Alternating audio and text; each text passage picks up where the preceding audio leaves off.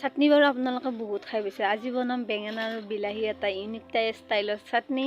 তো আপোনালোক চাই থাকক, দেখুৱাই আছোঁ আপোনালোক কিদৰে বনাওঁ। তাৰ কাৰণে বিলাহী বেঙেনাখিনি সৰু সৰুকৈ কাটি লৈছোঁ।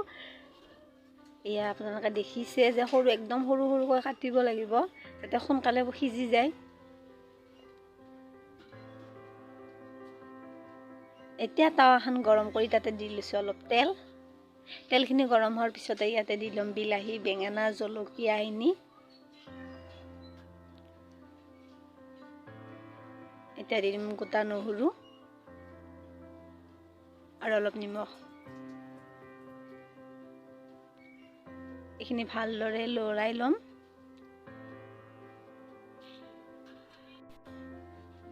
ভালকৈ ভাজি লৈ লৈছোঁ গোটেইখিনি একেলগে।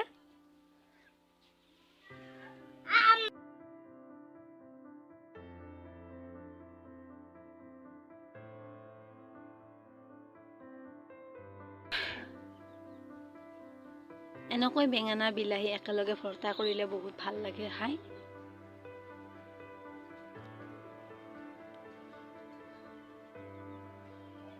এই আমাৰ গোটেইখিনি ভালদৰে ভাজা হৈ গৈছে। মই আকৌ এবাৰ লৰাই লৈছোঁ।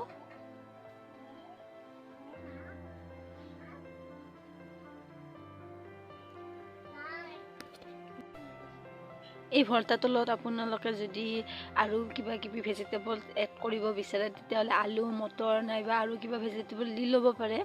মই চিম্পলকৈ বেঙেনা আৰু বিলাহীৰে বনাইছোঁ আজি।